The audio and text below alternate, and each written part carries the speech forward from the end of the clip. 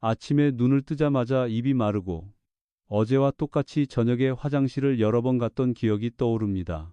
괜히 어깨가 무겁고 이유 없이 손발이 저린 듯한 느낌이 스며듭니다. 나이 들면 다 그렇지 하고 넘기기 쉽지만 사실 이 순간 몸속에서는 조용한 변화가 일어나고 있습니다. 바로 혈당의 파동이지요.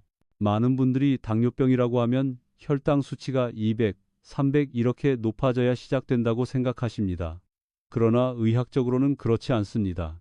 공복 혈당이 조금만 올라가도 세포 속에서는 이미 포도당 처리 능력이 흔들리고 혈관 벽에는 보이지 않는 상처가 하나둘씩 쌓이고 있습니다. 저는 외래에서 수많은 60대 환자분들을 만나면서 늘 이런 아직 진단은 안 됐지만 몸은 이미 신호를 보내고 있는 단계를 지켜보았습니다. 여기서 중요한 건 이런 신호가 생각보다 흔하다는 사실입니다. 60세 이상 인구의 절반 가까이가 당뇨 전 단계에 해당한다는 연구 결과도 있습니다. 그런데도 본인은 나는 당뇨가 아니니까 괜찮다라며 그냥 지나쳐버리는 경우가 많습니다. 그 틈에 조용히 눈, 신장, 신정, 심장까지 영향을 받기 시작합니다. 많은 분들이 의외로 잘못 알고 계신 게 있습니다. 단 음식을 많이 먹어야만 혈당이 오른다. 물론 설탕이 들어간 음식은 곧바로 혈당을 올립니다. 하지만 문제는 단순히 단맛이 아닙니다. 흰쌀밥처럼 전통적으로 건강하다고 믿었던 음식도 한 그릇이면 금세 혈당을 확 끌어올립니다. 반대로 달지 않은 음식이라도 조리법에 따라 혈당 반응이 크게 달라지기도 합니다. 즉, 혈당은 맛의 단순함만으로 판단할 수 없는 복잡한 문제입니다. 저는 40년 가까이 진료하며 늘 같은 이야기를 드립니다. 혈당 관리의 첫 걸음은 내 몸의 신호를 무시하지 않는 것입니다. 조금 더 자주 피곤하다든지, 시야가 순간적으로 흐려진다든지, 밤에 갈증이 잦아진다면 그냥 노화라고 넘기지 마시고 혈당과 연결해 보셔야 합니다. 한 번은 67세 남성 환자분이 있었습니다. 은퇴 후에 손자 돌보는 게 큰 기쁨이라 하셨는데 어느 날 갑자기 걸을 때 무릎이 아프고 자꾸 졸음이 쏟아진다고 오셨습니다. 검사해보니 혈당이 살짝 높고 당화혈색소도 경계치였습니다. 다행히 이분은 일찍 알아차리셨기에 생활 습관을 바꾸고 식단에 채소를 추가하는 것만으로도 6개월 만에 수치가 정상화되었습니다. 별 증상이 없을 때 챙겼던 게 얼마나 다행인지 모른다고 말씀하시던 표정이 아직도 기억납니다. 바로 여기서 오늘의 이야기가 시작됩니다. 많은 분들이 놓치고 있는 혈당 관리의 작은 비밀, 바로 식탁 위에 채소 한 가지입니다. 의학 교과서에서도 강조되지만 실제 임상 현장과 연구 결과는 한 목소리를 냅니다. 특정 채소 하나가 혈당 반응을 완만하게 조절하고 당뇨 위험을 낮추는데 뚜렷한 도움을 줍니다. 그런데도 놀랍게도 60세 이상 분들의 68%는 이 사실을 모르고 계십니다. 오늘 영상에서는 그 채소가 무엇인지, 왜 효과적인지, 그리고 어떻게 일상에 무리 없이 더할 수 있는지를 함께 나누려 합니다. 단순히 식재료 하나를 소개하는 게 아니라 삶의 리듬을 바꾸는 첫 단추가 될 수 있는 작은 비밀을 말씀드리는 것이지요. 이 영상이 도움이 되셨다면 구독과 좋아요 눌러주세요. 작은 실천이 건강을 바꿀 수 있습니다. 그럼 이제 혈당이 높아질 때 우리 몸에서 어떤 신호가 나타나는지 구체적인 숫자와 사례를 가지고 다음 부분에서 풀어드리겠습니다. 혈당 수치를 이야기할 때 가장 먼저 떠오르는 것이 바로 숫자입니다. 숫자는 감정을 배제한 듯 보이지만 오히려 가장 정직하게 몸의 상태를 보여줍니다. 공복 혈당 100mg/dl을 경계로 정상과 비정상이 갈리고 126mg/dl 이상이면 당뇨병으로 진단합니다. 하지만 그 사이 100에서 125라는 구간, 이른바 당뇨 전 단계는 생각보다 무겁게 다뤄야 할 시기입니다. 실제 진료실에서 자주 보는 장면이 있습니다. 선생님, 제 혈당은 110인데 괜찮죠? 라고 안심하려는 표정입니다. 그러나 저는 항상 설명합니다. 조금 높다고 해서 당장은 증상이 없을 수 있지만 이미 몸은 바뀌고 있습니다. 라고요. 이때부터 미세한 신호들이 하나둘 나타납니다. 예를 들어 자꾸 입이 마르거나 밤에 화장실을 자주 가는 증상은 단순한 노화가 아닐 수 있습니다. 혈당이 일정 수준을 넘어서면서 신장은 혈액 속의 포도당을 소변으로 내보내려고 더 많은 물을 끌어들이기 때문입니다. 또 어떤 분들은 조금만 식사를 거르면 어지럽다거나 반대로 식사 후 졸음이 몰려온다고 이야기합니다. 이런 변화들이 바로 숫자가 단순히 숫자에 그치지 않고 생활 속에서 몸의 목소리로 나타나는 예입니다. 여기서 한 가지 덧붙이고 싶은 사실이 있습니다. 같은 혈당 수치라도 개인의 신체 반응은 다르게 나타납니다. 예를 들어 어떤 분은 공복 혈당이 105인데도 눈이 뿌옇게 보인다며 불안해하시고, 또 다른 분은 120인데도 아무런 자각 증상이 없습니다. 이처럼 혈당 수치는 분명 기준이 있지만 사람마다 임상적 의미는 조금씩 달라질 수 있다는 점을 꼭 기억해야 합니다. 학계에서도 이 부분은 여전히 활발히 연구되고 있습니다. 저는 수십 년간 환자분들과 대화하면서 혈당 수치를 단순히 숫자 싸움으로만 보지 말라고 강조해 왔습니다. 몸의 작은 목소리와 숫자를 함께 보는 것이 중요합니다. 예를 들어 당화혈색소 HbA1c라는 지표는 지난 3개월간의 평균 혈당을 보여줍니다. 당화혈색소가 6만 넘어도 실제로는 이미 혈관벽이 손상되기 시작했다는 연구들이 있습니다. 이처럼 숫자는 단순히 하루의 수치가 아니라 몸의 미래를 보여주는 창문과도 같습니다. 저에게 기억에 남는 한 사례가 있습니다. 72세 여성 환자분이었는데 매번 검진에서 혈당은 108, 112 사이로 나왔습니다. 조금만 높으니까 괜찮다고 여기셨지요. 그런데 어느 날 갑자기 눈에 검은 점이 떠다니는 증상이 나타나 안과를 갔더니 이미 망막 혈관이 손상되기 시작한 단계였습니다. 이분은 그제야 혈당의 무서움을 깨닫고 본격적으로 생활을 바꾸셨습니다. 그때 조금 더 일찍 알았으면 좋았을 텐데 라는 아쉬움이 깊었습니다. 이 이야기를 드리는 이유는 단순합니다. 숫자는 무심히 흘려보내기 쉽지만 그 속에 숨어있는 의미를 읽어내야 합니다. 그리고 그 의미를 읽어내는 방법은 의학적 기준과 더불어 내가 느끼는 작은 변화를 귀 기울여 듣는 것입니다. 특히 60세 이후에는 근육량이 줄고 인슐린 저항성이 커지기 때문에 같은 음식, 같은 생활을 해도 혈당 수치가 더 크게 출렁입니다. 그래서 나이 들수록 작은 변화에도 더 민감하게 대응해야 합니다. 나는 아직 당뇨가 아니니까 괜찮다라는 안도감이 오히려 가장 큰 함정일 수 있습니다. 이제 우리는 분명히 알게 되었습니다. 혈당의 숫자는 단순한 검사 결과가 아니라 몸속에서 일어나고 있는 변화를 보여주는 신호등이라는 사실을요. 그렇다면 왜 우리가 건강하다고 믿어온 식탁 위의 음식들이 은근히 이 신호등을 바꿔버리는지 다음에서 자세히 풀어드리겠습니다. 한국 사람들의 밥상에는 늘 건강하다는 믿음이 자리 잡고 있습니다. 아침에 먹는 따끈한 흰쌀밥, 정성껏 끓인 미역국, 달콤한 과일 한 접시, 이런 음식들이 오히려 혈당을 흔들고 있다는 사실을 아는 분들은 많지 않습니다. 흔히 단 음식만 조심하면 된다고 생각하시지요. 하지만 제가 외래에서 가장 자주 보는 오해가 바로 이것입니다. 예를 들어 흰쌀밥은 전혀 달지 않습니다. 그런데 실제로는 설탕 못지않게 빠르게 혈당을 올립니다. 왜냐하면 쌀은 정제 과정을 거치면서 섬유소가 거의 사라져 소화 흡수가 너무 빨라지기 때문입니다. 저도 환자분들에게 자주 이렇게 설명합니다. 입에서 단맛은 안 나지만 몸속에서는 이미 설탕과 다르지 않습니다. 또 한 가지 놀라운 사실은 과일입니다. 과일은 비타민과 미네랄이 풍부하니 무조건 좋은 음식이라고 생각하기 쉽습니다. 물론 과일은 중요한 영양소를 제공합니다. 그러나 나이가 들수록 주의해야 할 점은 과일 속 과당입니다. 예를 들어 주스 형태로 마시면 섬유소가 거의 없어져 흡수가 더 빨라지고 혈당이 급격히 오릅니다. 나는 사과 2개 먹은 것뿐인데 왜 이렇게 졸리지? 라고 하시는 분들, 사실은 혈당이 급등했다가 급락하면서 생기는 현상일 수 있습니다. 특히 60세 이후에는 근육량이 줄어 인슐린이 포도당을 처리하는 속도가 느려집니다.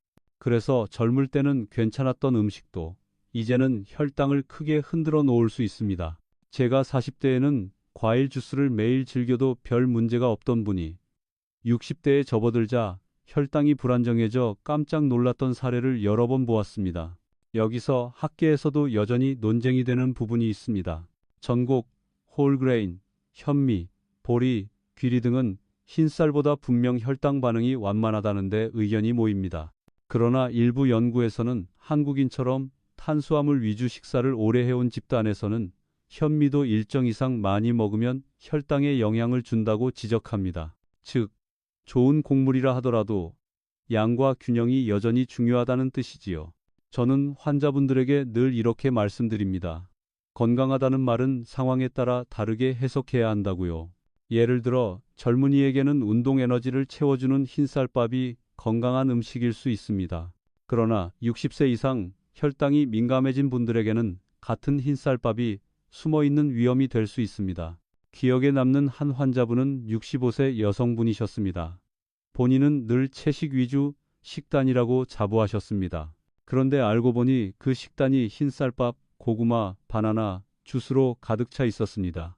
검사를 해보니 혈당 변동 폭이 매우 심했습니다. 저는 채소를 드신다고 하셨는데 사실은 당분이 많은 음식들이 대부분이네요. 라고 말씀드렸습니다. 그제야 환자분은 크게 놀라며 식단을 다시 점검하셨습니다. 몇 달 후 다시 뵈었을 때 이제는 점심 먹고 졸음이 오지 않는다고 기뻐하셨던 모습이 떠오릅니다. 여러분도 비슷한 경험이 있으실 겁니다. 건강에 좋을 거라 믿고 먹었는데 이상하게 더 피곤하거나 속이 더부룩했던 순간들 말입니다. 그럴 때는 내 몸의 반응이 잘못된 게 아니라 내 음식 선택이 잘못된 건 아닐까 라고 한 번쯤 되돌아보셔야 합니다. 자, 이제 우리가 알아야 할 중요한 결론이 나왔습니다. 식탁 위에는 건강이라는 이름으로 포장된 음식들이 있지만 실제로는 혈당을 교묘히 올리는 경우가 많습니다. 그렇다면 반대로 어떤 채소가 혈당을 부드럽게 낮추고 몸을 보호해 줄까요? 이제 다음 장에서 그 숨은 주인공을 하나씩 밝혀드리겠습니다. 혈당을 관리할 때 가장 중요한 무기는 사실 아주 단순합니다. 바로 채소입니다. 하지만 여기서 많은 분들이 그냥 아무 채소나 많이 먹으면 된다라고 생각하시지요. 그러나 의학적으로는 채소마다 혈당에 미치는 영향이 크게 다릅니다. 섬유소와 특정 식물 성분이 어떤 방식으로 작용하는지가 관건입니다. 먼저 섬유소 이야기부터 해보겠습니다. 채소 속 섬유소는 위장에서 소화 흡수를 늦추어 식사 후 혈당이 급격히 치솟는 것을 막아줍니다. 특히 수용성 섬유소는 물과 만나 젤처럼 변하면서 위장 내에서 당분의 이동 속도를 늦춥니다. 마치 빨리 흘러가는 강물에 둑을 쌓아 속도를 완만하게 만드는 것과 같습니다. 그래서 같은 밥 한 공기를 먹어도 채소와 함께 먹으면 혈당 곡선이 부드럽게 완만해집니다. 또 하나 중요한 성분은 바로 파이토케미컬 식물 속 화학 물질입니다. 예를 들어 일부 채소에는 혈당 조절을 돕는 항산화 물질이나 쓴맛을 내는 성분이 들어 있습니다. 이들이 인슐린의 작용을 보조하거나 세포가 당분을 더 잘 받아들이도록 돕습니다. 전통적으로 어르신들이 쓴 채소가 몸에 좋다고 말씀하시던 것도 과학적으로 보면 상당한 근거가 있습니다. 여기서 흥미로운 연구 하나를 소개하고 싶습니다. 2019년 발표된 국제학술지 논문에 따르면 같은 탄수화물을 섭취했을 때도 섬유소가 많은 채소와 함께 먹으면 혈당 반응이 30%가량 낮아진다는 결과가 나왔습니다. 단순히 배부르다는 느낌 이상의 생화학적 작용이 확인된 것이지요. 하지만 여전히 어떤 채소가 가장 효과적인지, 어떤 조합이 최적인지는 학계에서도 활발히 논의되고 있습니다. 실제로 환자분들과 상담하다 보면 이런 이야기를 자주 듣습니다. 선생님, 저는 매일 김치랑 나물을 먹는데 왜 혈당이 높죠? 바로 여기에서 오해가 생깁니다. 김치나 나물도 분명 채소이지만 김치에는 염분이 많고 나물은 조리 과정에서 기름이나 양념이 많이 들어가는 경우가 있습니다. 즉, 채소라는 이름만으로 무조건 혈당에 좋은 것은 아닙니다. 결국 어떤 종류의 채소이고 어떤 방식으로 먹느냐가 관건입니다. 제가 기억하는 70세 남성 환자분은 식사 후 졸음과 피로가 심하다고 오셨습니다. 검사해보니 혈당이 경계치 수준이었습니다. 저는 우선 그분의 식단을 점검했습니다. 놀랍게도 매 끼니의 채소는 거의 없었고 난 채소가 소화가 잘 안 돼서 안 먹는다고 하시더군요. 저는 아주 간단한 변화를 제안했습니다. 밥을 반 공기로 줄이고 채소를 곁들여 보시라고요. 석 달 뒤 다시 뵈었을 때 신기하게도 점심 먹고 졸지 않는다는 말씀을 하셨습니다. 단순한 변화였지만 혈당 곡선을 바꾼 힘이었습니다. 여러분도 경험이 있으실 겁니다. 똑같이 밥을 먹어도 채소와 함께 먹을 때는 덜 더부룩하고 속이 한결 편안했던 기억 말입니다. 그것이 바로 채소의 힘입니다. 자, 이제 우리는 알았습니다. 모든 채소가 똑같은 게 아니라는 것, 그리고 그 속에 숨어 있는 성분이 혈당 조절의 핵심이라는 사실을요. 그렇다면 오늘 이야기의 중심, 많은 분들이 잘 모르고 지나치는 바로 그 혈당 조절 채소 한 가지는 무엇일까요? 다음 장에서 그 비밀을 열어드리겠습니다. 오늘의 주인공 채소는 바로 여주 스노이 비털멜론입니다. 한국에서는 다소 낯설 수 있지만 아시아 여러 나라에서는 오래전부터 혈당을 다스리는 채소로 알려져 왔습니다. 동남아시아나 인도에서는 여주를 천연 인슐린이라고 부르기도 하지요. 여주를 처음 보신 분들은 특유의 울퉁불퉁한 껍질과 쓴맛 때문에 고개를 저으실 겁니다. 이걸 어떻게 먹어? 하실 수도 있습니다. 그러나 이 쓰디쓴 맛이야말로 혈당 조절의 비밀 열쇠입니다. 여주에는 모모르디신, 카란틴, 차란틴 같은 성분이 들어 있습니다. 이 성분들이 췌장에서 인슐린 분비를 촉진하거나 세포가 포도당을 더 잘 받아들이도록 돕습니다. 의학 연구에서도 여주의 효과는 점점 더 밝혀지고 있습니다. 일부 임상 실험에서는 여주를 꾸준히 섭취한 그룹이 그렇지 않은 그룹보다 공복 혈당이 의미 있게 낮아졌다는 결과가 나왔습니다. 물론 약을 대신할 정도로 강력하지는 않지만 식단 속에서 혈당 곡선을 완만히 만드는 데 분명한 역할을 합니다. 제가 기억하는 68세 여성 환자분 이야기를 해드리겠습니다. 이분은 가족력이 있어서 혈당이 늘 불안하다고 하셨습니다. 운동도 하셨지만 식사 후 졸림과 피로가 여전했습니다. 저는 여주를 조금씩 반찬으로 곁들이는 방법을 권했습니다. 솔직히 처음에는 맛 때문에 고생을 많이 하셨죠. 그러나 몇 달 뒤 다시 오셨을 때 공복 혈당이 안정되고 당화 혈색소도 눈에 띄게 개선되었습니다. 쓴맛이 참 미웠는데 지금은 고맙다고 웃으시던 모습이 아직도 떠오릅니다. 여주의 쓴맛은 또 다른 장점도 줍니다. 쓴맛은 뇌의 미각을 자극해 식욕을 억제하는 효과가 있습니다. 그래서 식사량을 자연스럽게 줄여주고 과식을 막는 데도 도움을 줍니다. 실제로 혈당 관리에서 가장 중요한 것은 폭식이나 과식을 피하는 것인데 여주가 이 부분에서 큰 도움을 줄 수 있는 셈입니다. 물론 여주가 만능은 아닙니다. 일부 연구에서는 효과가 뚜렷하지 않다는 결과도 있습니다. 또 너무 많이 섭취하면 위장 장애나 설사를 유발할 수 있습니다.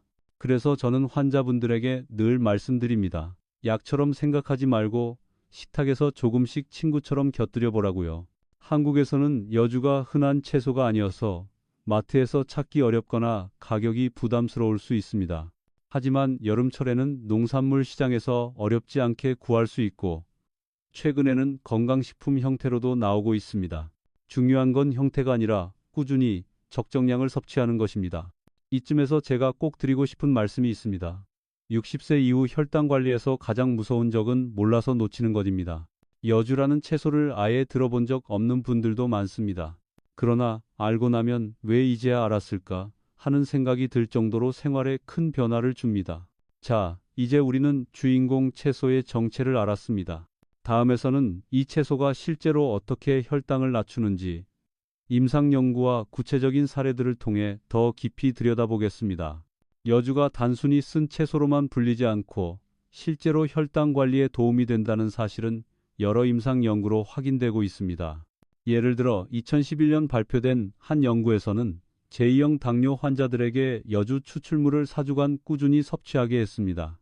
그 결과 공복 혈당이 유의미하게 감소했고 일부 환자들은 당화 혈색소 수치까지 개선되었습니다. 물론 약물 치료만큼 드라마틱한 변화는 아니었지만 식단 보조요법으로는 충분히 가치 있는 결과였습니다. 또 다른 연구에서는 여주를 섭취한 그룹이 식후 혈당 상승폭이 20% 이상 줄어드는 효과를 보였습니다. 이 연구를 주도한 학자는 여주는 식사 후 급격한 혈당 스파이크를 완화하는 데 특히 효과적이다라고 언급했습니다. 당뇨 환자에게 가장 무서운 것이 바로 식사 직후 급격히 혈당이 치솟는 순간이기 때문에 이는 매우 중요한 발견입니다. 저는 실제 진료 현장에서도 이와 비슷한 경험을 여러 차례 했습니다. 70세 남성 환자분이 계셨는데 약을 복용하면서도 여전히 식사 후 혈당이 크게 출렁였습니다. 저는 여주를 소량씩 반찬 형태로 식단에 포함해 보시라고 권했습니다. 몇 달 뒤 식후 혈당 측정 그래프가 이전보다 훨씬 완만해진 것을 확인할 수 있었습니다. 환자분은 식사하고 나면 늘 졸렸는데 요즘은 머리가 개운하다고 말씀하시더군요. 여주의 효과에 대해 모든 연구가 한 목소리를 내리는 것은 아닙니다. 일부 연구에서는 효과가 미미하다거나 개인차가 크다는 결론을 내리기도 합니다. 이는 여주를 어떤 형태로, 어떤 양으로, 얼마 동안 섭취했는지에 따라 결과가 달라졌기 때문일 가능성이 큽니다. 그래서 학계에서는 여전히 여주를 혈당 관리의 표준 식품으로 볼 수 있는가 라는 논의가 진행 중입니다. 하지만 제가 40년 가까이 진료하며 느낀 점은 분명합니다. 약처럼 즉각적 효과를 기대하지 않고 꾸준히 생활 속에서 곁들이는 분들에게는 확실히 도움이 된다는 사실입니다. 또 하나 주목할 부분은 여주의 종합적 건강 효과입니다. 여주에는 항산화 물질이 풍부해 혈관을 보호하고 면역 기능을 돕는다는 보고도 있습니다. 혈당 관리만이 아니라 전반적인 대사 건강에 긍정적인 영향을 주는 것이지요.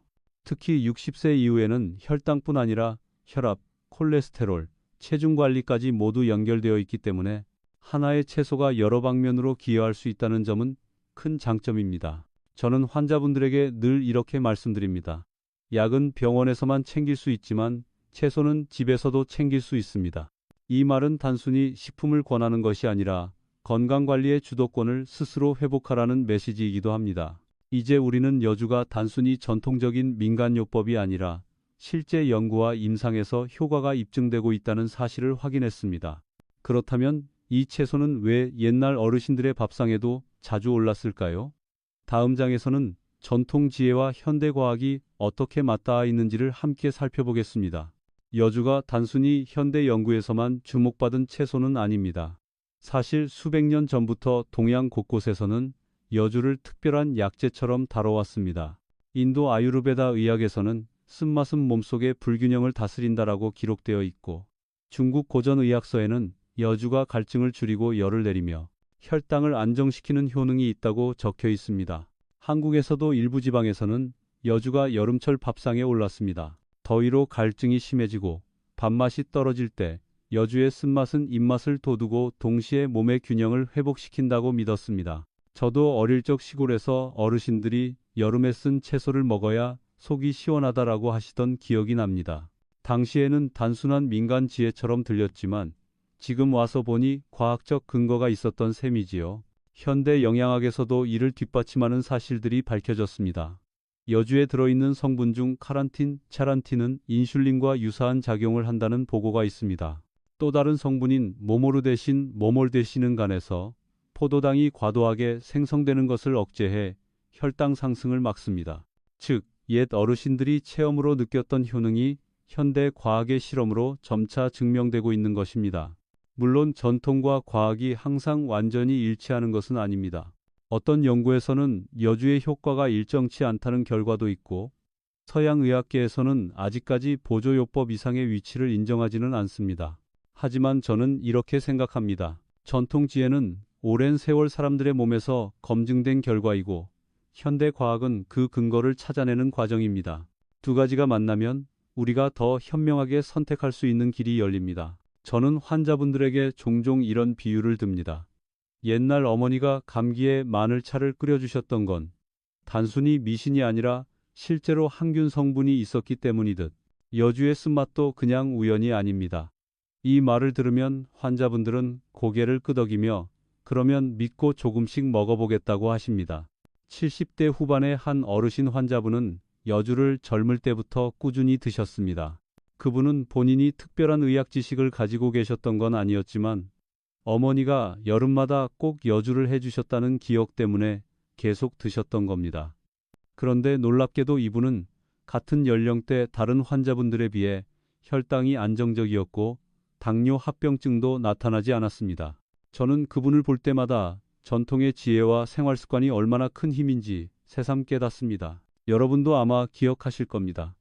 어릴 적에는 이해되지 않았던 어머니, 할머니의 식습관이 시간이 지나면서 얼마나 현명했는지 깨닫는 순간을요. 여주 역시 그러한 전통의 한 부분입니다. 자, 이제 우리는 전통 지혜와 현대 과학이 만나는 지점을 확인했습니다. 그렇다면 여주를 실제로 어떻게 먹어야 하고 60세 이후의 몸에도 무리 없이 맞출 수 있는 방법은 무엇일까요? 다음 장에서는 쉽고 간단한 조리법과 섭취 팁을 알려드리겠습니다. 여주가 좋다는 건 알겠는데 막상 주방에서 어떻게 다뤄야 할지 막막하시죠? 쓴맛이 강하다 보니 이걸 어떻게 먹어야 하나 고민이 앞섭니다. 사실 방법은 생각보다 간단합니다. 몇 가지 조리법과 요령만 알면 60세 이후에도 부담 없이 식탁에 올릴 수 있습니다. 첫째, 소금물에 담가두기입니다. 여주를 얇게 썰어 소금물에 15분 정도 담가두면 쓴맛이 한결 줄어듭니다. 그 다음 살짝 데치거나 볶아 먹으면 훨씬 부드럽습니다. 실제로 제가 권한 환자분들 중에는 소금물에 담갔더니 먹을만하다라며 꾸준히 드시는 분들이 많았습니다. 둘째, 달걀 요리에 활용하기입니다. 여주와 달걀은 의외로 좋은 궁합을 이룹니다. 여주의 쓴맛이 달걀의 고소함으로 눌려 맛이 조화를 이루지요. 필리핀이나 일본 오키나와에서도 여주 달걀볶음은 흔한 가정식입니다. 우리 식탁에서도 손쉽게 응용할 수 있습니다. 셋째, 된장국이나 된장무침으로 응용하기입니다. 한국 분들에게 가장 익숙한 방법이지요. 된장의 구수한 맛이 여주의 쓴맛을 중화시켜 줍니다. 실제로 오키나와 장수 마을에서도 여주를 된장에 무쳐 먹는 습관이 전해져 내려오고 있습니다. 넷째, 차로 마시는 방법도 있습니다. 말린 여주를 뜨거운 물에 우리면 쓴맛은 부드럽고 향은 은은하게 남습니다. 소량씩 꾸준히 마시면 부담이 적고 위장이 약한 분들도 편하게 즐길 수 있습니다. 여기서 중요한 건 조금씩 꾸준히입니다. 여주를 처음 드시는 분들이 욕심을 내어 한 번에 많이 먹으면 속이 불편하거나 설사를 하기도 합니다. 저는 환자분들에게 항상 이렇게 말씀드립니다. 하루에 손바닥 한 줌 정도면 충분합니다. 이 정도만 꾸준히 이어가도 몸은 변화를 느낍니다. 또 한 가지 팁은 계절에 맞게 즐기기입니다. 여주는 여름이 제철입니다. 제철일 때 구입해 데쳐서 냉동 보관해 두면 사계절 내내 활용할 수 있습니다. 실제로 저는 환자분들에게 여름에 조금 넉넉히 사서 준비해 두라고 권합니다. 물론 여주를 모든 분들이 똑같이 받아들이는 건 아닙니다. 일부 환자분들은 쓴맛이 도저히 맞지 않아 중도 포기하시기도 합니다. 저는 그런 분들께 이렇게 말씀드립니다. 억지로 드실 필요는 없습니다. 다만 한두 가지 방법을 시도해 보시고 입에 맞는다면 작은 습관으로 남겨두세요. 음식은 즐거워야 오래 갈 수 있기 때문입니다. 저는 60대 환자분들이 여주를 꾸준히 드시는 모습을 보며 이런 생각을 합니다. 쓴맛을 잠깐 참고 얻는 건강은 달콤한 유혹을 참지 못해 잃는 건강보다 훨씬 값지다. 여러분도 아마 비슷한 경험을 하셨을 겁니다. 조금 불편했지만 그 습관이 나중에 큰 힘이 되어준 경우 말이지요. 이제 우리는 여주를 어떻게 식탁에 올릴 수 있는지 배웠습니다. 그렇다면 여주를 다른 식품들과 함께 먹었을 때 혈당 관리 효과가 더 커질 수 있다는 사실도 아시나요?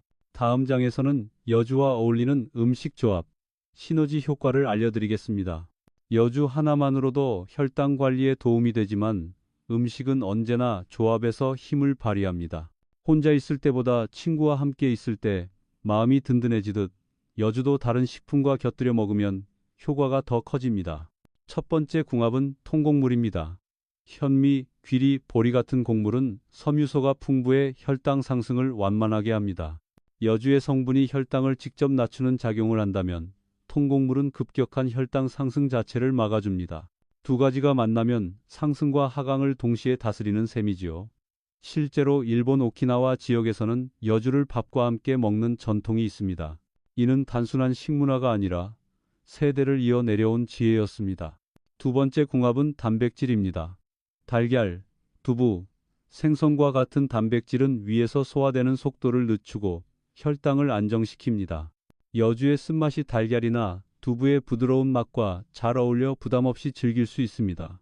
제가 외래에서 권했던 65세 남성 환자분은 아침마다 여주 달걀볶음을 드셨는데 석 달 만에 공복 혈당이 안정되고 체중도 조금 줄었습니다.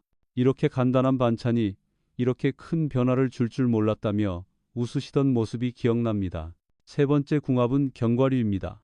호두, 아몬드, 땅콩에는 좋은 지방과 섬유소가 많아 혈당을 안정적으로 유지하는 데 도움이 됩니다. 여주를 볶을 때 땅콩을 함께 넣으면 쓴맛은 줄고 고소함은 더해집니다. 이런 작은 조합이 식탁을 풍성하게 하고 건강에도 보탬이 됩니다. 네 번째 궁합은 발효식품입니다. 된장, 김치, 청국장 같은 발효식품은 장내 세균 환경을 개선해 혈당 관리에 긍정적인 영향을 줍니다. 여주를 된장국에 넣거나 김치와 함께 볶아 먹으면 쓴맛이 부드러워지고 장 건강까지 챙길 수 있습니다. 단, 염분을 줄이는 것을 잊지 않아야 합니다.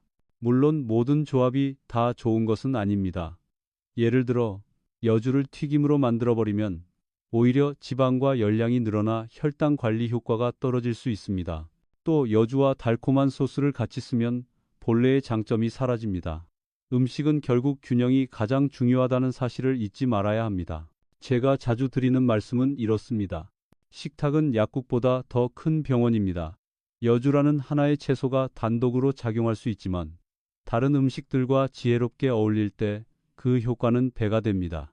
마치 작은 악기가 오케스트라 안에서 더 큰 울림을 만드는 것과 같습니다. 60세 이후의 식탁은 단순히 배를 채우는 자리가 아니라 건강을 다스리는 무대가 되어야 합니다. 여주와 곁들일 수 있는 몇 가지 음식만 알아두셔도 혈당 관리가 한결 수월해집니다.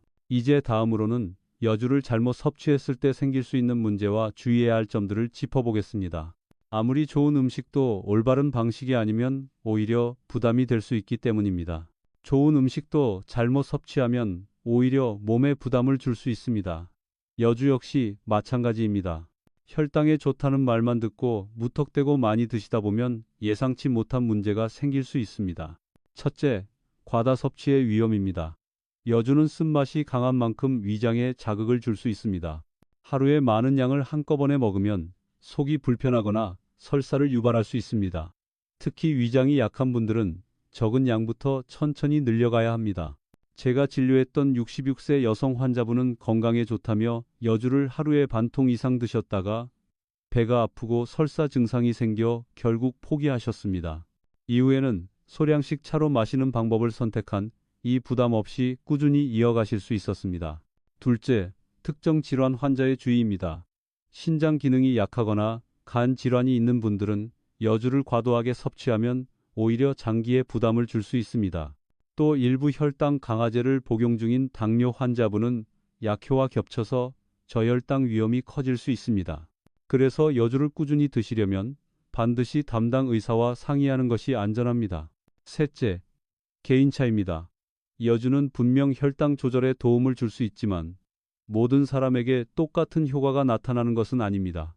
어떤 분은 공복 혈당이 눈에 띄게 개선되지만 또 어떤 분은 거의 차이를 느끼지 못합니다.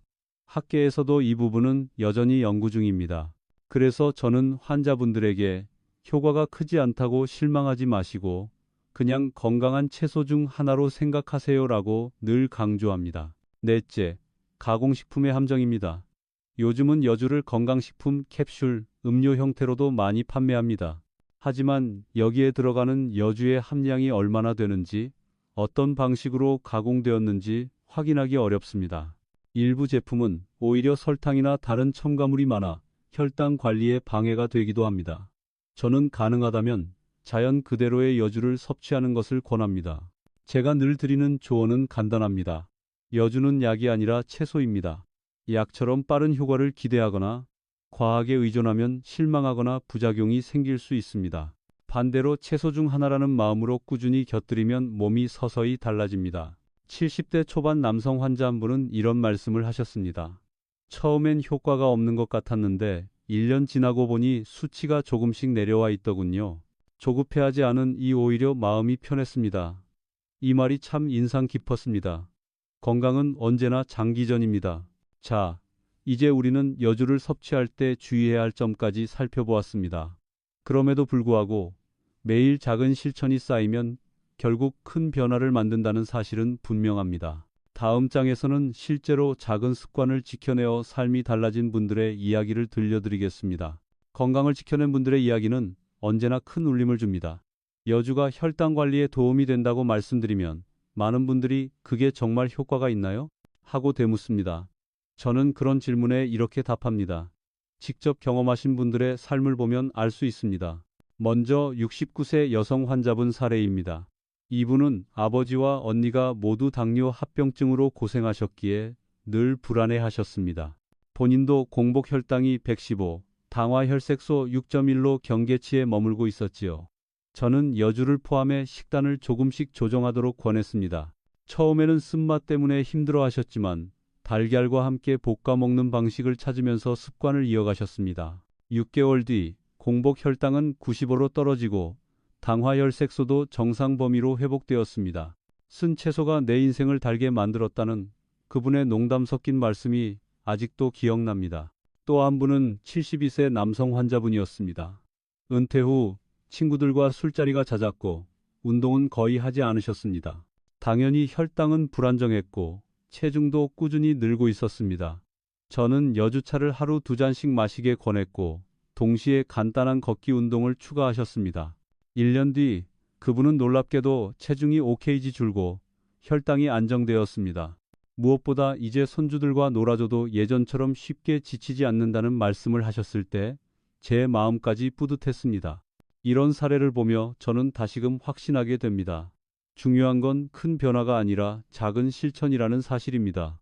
약을 바꾸거나 병원에서 새로운 치료를 받는 것도 의미가 있지만 결국 매일의 밥상과 습관이 인생을 바꿉니다. 여주는 그 작은 실천의 상징 같은 존재입니다. 물론 모든 분이 똑같은 속도로 변화를 경험하지는 않습니다.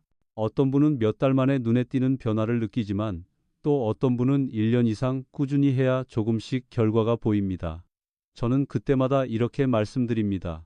조급해하지 마시고 어제보다 오늘, 오늘보다 내일이 조금 더 나아지는 것에 의미를 두세요. 70대 후반 환자 한 분은 나는 1년 동안 수치가 거의 안 변했는데 그냥 포기해야 하나요? 하고 물으셨습니다. 저는 오히려 그분께 이렇게 대답했습니다. 1년 동안 더 나빠지지 않았다는 것만으로도 이미 성공입니다. 같은 나이 다른 분들은 더 악화되셨을 수 있습니다. 이 말을 들은 환자분은 눈시울이 붉어지며 그렇게 생각해 본 적이 없네요 라고 하셨습니다. 여러분도 아마 삶에서 비슷한 경험이 있으실 겁니다. 큰 결과가 보이지 않아도 꾸준히 지켜온 작은 습관이 결국 나중에 큰 차이를 만든 순간 말입니다. 건강 역시 다르지 않습니다. 여주라는 작은 채소가 여러분의 일상을 크게 바꿀 수 있는 씨앗이 될 수 있습니다. 이제 마지막 장에서는 작은 실천이 어떻게 인생을 바꾸는지 그리고 여러분께 드리고 싶은 희망의 메시지를 나누며 이 긴 여정을 마무리하겠습니다. 나이가 들수록 건강 이야기는 점점 무겁게 들립니다. 병원에서 듣는 의학 용어는 낯설고 수치와 그래프는 차갑습니다. 그러나 저는 이렇게 말씀드리고 싶습니다. 건강은 거창한 변화가 아니라 식탁 위의 작은 선택에서 시작된다는 사실을요. 아침 햇살이 창문을 비출 때 밥상 위에 흰쌀밥 대신 조금의 현미를 올리고 반찬 그릇에 여주를 곁들입니다.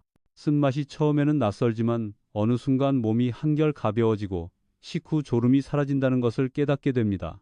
그렇게 하루하루 쌓인 작은 변화는 어느새 큰 차이를 만들어냅니다. 저는 수십 년간 환자분들을 보며 늘 느낍니다. 지금이라는 시간이 얼마나 소중한지 말입니다. 60세 이후 건강을 관리하는 분과 그렇지 않은 분은 5년, 10년 뒤에 완전히 다른 길을 걷습니다. 어떤 분은 손주와 공원을 산책하며 웃고 어떤 분은 병원 침대에서 주사를 맞습니다. 그 차이를 만드는 건 거창한 수술이나 약이 아니라 오늘 시작한 작은 습관들입니다. 여러분도 이미 아실 겁니다. 쓴맛을 잠깐 참고 얻는 건강은 달콤한 순간의 유혹보다 훨씬 오래갑니다. 여주는 그 상징입니다. 혈당을 완만하게 만들고 몸의 균형을 되찾게 해주는 자연의 선물이지요. 혹시 지금 시작해도 늦지 않았을까라는 생각이 드실 수 있습니다. 저는 자신 있게 말씀드립니다. 절대 늦지 않았습니다. 제 환자 중 75세에 처음 여주를 드시기 시작한 분이 계십니다. 1년 뒤 그분은 이제는 피곤해서 눕는 시간이 줄고 손주랑 더 오래 놀 수 있다고 말씀하셨습니다. 시작이 늦었지만 삶은 달라졌습니다. 지금 이 순간이 바로 출발점입니다. 내일이 아니라 오늘 작게라도 한 가지를 바꾸어 보세요. 식탁 위에 반찬 하나, 차 한 잔의 습관 하나가 여러분의 내일을 바꿉니다. 따뜻한 햇살이 스며드는 저녁, 가족과 함께 둘러앉아 웃으며 나누는 밥상 위에 여주 한 접시를 올려두는 장면을 상상해 보십시오. 그 작은 접시가 여러분의 혈당을 지켜주고 마음을 가볍게 하고 인생의 시간을 길게 이어줍니다. 여러분의 건강은 거창한 목표가 아니라 매일의 작은 실천이 쌓여 만들어집니다. 지금 시작하시면 내년 이맘때는 전혀 다른 삶이 펼쳐질 수 있습니다. 오늘이 그 첫걸음입니다.